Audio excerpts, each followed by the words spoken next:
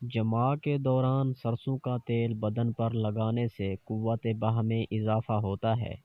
بال گر رہے ہیں تو دوران جماع سر پر ناریل کا تیل لگاؤ، بال گرنا رک جائیں گے۔ زیر ناف بال صاف کر کے جمع کرنے سے انسان کی مردانہ طاقت کبھی کم نہیں ہوتی ہے۔ بیوی کے پاس جانے سے قبل ادرک والی چائے پی لینے سے حمل فوری ٹھہر جاتا ہے۔ بیوی کو پورا مطمئن کرنا چاہتے ہو تو بیوی کو ہمیشہ حالت نیند میں جماع کیا کرو۔ لمبی قد والی عورت جماع کی بے حد شوقین ہوتی ہے، جبکہ چھوٹی قد والی کم شوقین ہوتی ہے۔ بیوی کو کنگھا دے کر جماع کرنے سے بیوی کے بال جلدی سفید نہیں ہوتے ہیں۔ بیوی کا لعاب اپنی خاص جگہ پر لگانے سے جگہ کی لمبائی اور سختی میں اضافہ ہو جاتا ہے۔ دعا کا وہ مقام ہے کہ جہاں کوشش نہیں پہنچتی وہاں دعا پہنچا دیتی ہے۔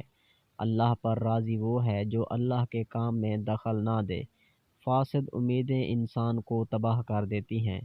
منزل پر وہی پہنچتے ہیں جو میدان میں ڈٹ کر مصیبتوں کا سامنا کرتے ہیں۔ یہ وظیفہ 7 بار پڑھ کر جس عورت کی پیٹھ پیچھے پھونک مارو گے وہی تم پر عاشق ہو جائے گی۔ سب سے اچھی مروت اور مردانگی دوستوں کے حقوق کو محفوظ رکھنا اور عہد کو پورا کرنا ہے۔